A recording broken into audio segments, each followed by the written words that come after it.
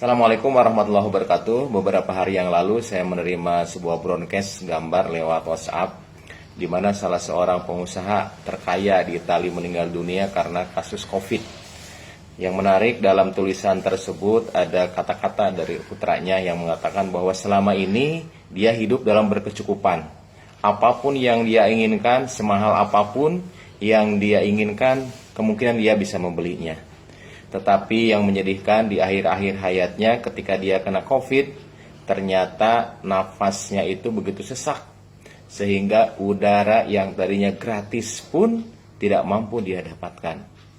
Nah, terlepas dari kebenaran gambar ini dan video ini atau tidak, saya berusaha tadi mencarinya. Tetapi ada hikmah di balik itu mungkin yang bisa kita pelajari untuk kita bersyukur lebih dalam lagi atas nikmat Allah. Nah, ibu bapak sekalian, Allah ini telah menitipkan paru-paru kepada kita, di mana pada saat COVID ini menerpa dunia, maka paru-paru itu menjadi salah satu target organ. Paru-paru itu seakan-akan tenggelam di dalam air sehingga penderita merasa sesak. Nah, ini sebuah pelajaran bagi kita. Allah telah menciptakan paru-paru di dalam tubuh kita itu jauh sebelum kita lahir. Allah telah menciptakan bakal paru-paru itu pada hari ke-21 ketika kita dikandung. Dan pada saat kita lahir, dalam 10 detik paru-paru kita itu langsung mengembang. Dan sejak saat itulah paru-paru kita itu menghembuskan nafas, menghirup nafas tanpa henti-hentinya, tanpa istirahat, tanpa jeda waktu. Dan hebatnya lagi, paru-paru bernafas tanpa kita sadari dan tanpa harus kita kerjakan, melalui autoregulasi yang ada di otak. Begitu karbon dioksida meningkat, maka laju nafas akan meningkat pula. Begitu olahraga, begitu kebutuhan akan oksigen meningkat, tanpa kita suruh, paru-paru tetap akan meningkatkan kinerjanya supaya kebutuhan oksigen di dalam tubuh kita itu terpenuhi. Nah, kalau kita perhatikan, Allah telah menciptakan paru-paru ini dengan sebaik-baiknya bentuk, dengan sangat-sangat sempurna. Allah menciptakan dari atas itu saluran pernapasan. Saluran pernapasan itu ternyata tidak bisa kolaps, tidak bisa kempes. Kenapa? Mereka dilindungi oleh cincin-cincin trakea. Jadi kalaupun tidur, kalaupun kita misalnya ketekan, itu sangat kecil kemungkinan napas kita itu tertutup. Karena Allah telah menciptakan cincin yang begitu kokoh sehingga saluran napas itu terbuka. Saluran napas itu masuk lagi ke dalam dada, kemudian juga bercabang menjadi 2. Sampai cabang yang paling kecil, lebih kecil saluran udara ini dari rambut. Dan tibalah saluran udara tadi ke daerah terminal akhir yang disebut dengan alveolus. Nah, di alveolus inilah terjadi pertukaran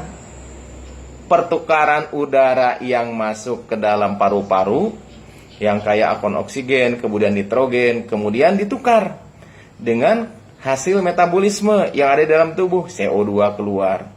Kemudian juga di alveoli itulah oksigen akan masuk ke dalam pembuluh darah dan kita tidak akan sesak napas setelah itu. Dan ternyata di dalam tubuh kita ini Allah telah menitipkan antara 300 sampai 500 juta alveoli. Begitu banyak. Dan kita tidak tahu dan kita tidak pernah menyadari bahwa Allah telah menitipkan sedemikian detail. Bahkan kalau kita runut saluran napas ini dari mulai trakea, kemudian bercabang menjadi bronkus, kemudian juga bercabang lagi bronkioli, bercabang lagi sampai ke bagian terkecil. Ternyata kalau dijumlahkan panjangnya itu sekitar 2.400 km. Bayangkan betapa dahsyatnya ciptaan Allah ini. Antara Aceh dan Lampung saja jaraknya itu sekitar 2.044 km. Berarti saluran napas kita lebih panjang dari jarak antara Aceh dan Lampung. Sangat dahsyat sekali. Dan kalau kita lihat alveoli yang Allah titipkan di dalam paru-paru kita ini, kalau diluaskan permukaannya kurang lebih antara 50 sampai 145 meter persegi, suatu jumlah yang sangat luas. Sementara sekarang kita tidak tahu bahwa Allah telah menitipkan fasilitas yang sangat dahsyat itu, dan sampai saat ini paru-paru belum ada gantinya. Jadi kalau operasi jantung sementara bisa dihentikan untuk apa? Dengan menggunakan mesin. Tapi kalau paru-paru tidak ada yang bisa menggantikan perfusi oksigen ke dalam tubuh manusia sampai saat ini. Dan Allah juga menitipkan otot-otot di dalam rangka dada kita, untuk menarik napas, untuk memperluas dinding dada bagian dalam. Allah menitipkan 11 pasang musculus intercostalis interna, musculus intercostalis interna, externa. Kemudian Allah juga menitipkan diafragma untuk apa? Agar kita tuh bernapas. Dan hebatnya napas yang kita lakukan itu tanpa sepengetahuan dan tanpa sadar kita. Bisa sadar tapi jarangnya tidak sadar kita bernapas, sehingga kita tidak pernah lupakan untuk bernapas. Jadi itulah kehebatan-kehebatan Allah yang dititipkan kepada manusia.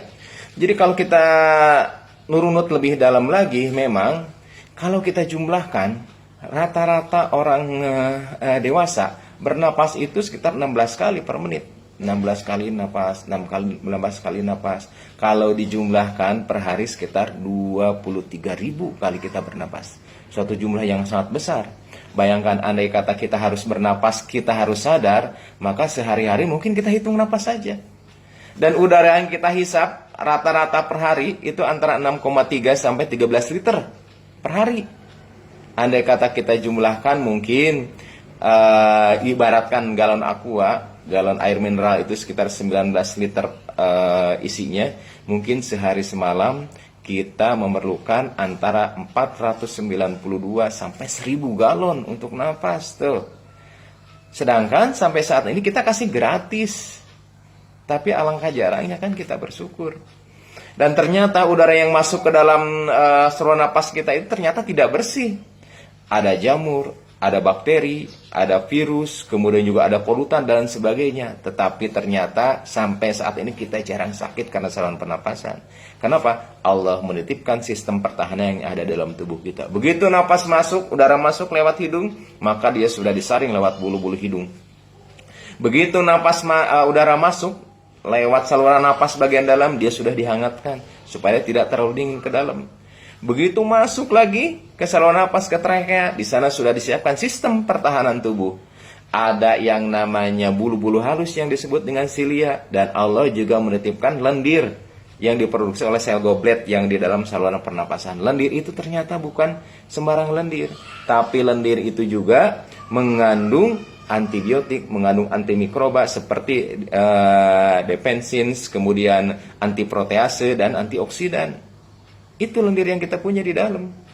Dan kemudian juga ada di sana ada sistem pertahanan tubuh berupa apa? Berupa neutrofil, kemudian juga ada imunoglobulin, T cell dan B cell di sana. Jadi sistem alutsista yang telah Allah titipkan untuk memproteksi tubuh kita ini dari serangan-serangan virus, infeksi, bakteri, kemudian juga fungi dan sebagainya, Allah telah titipkan, telah sediakan di dalam saluran napas ini. Dan semua ini tanpa kita minta, tanpa kita sadari, dan makanya kita jarang untuk bersyukur.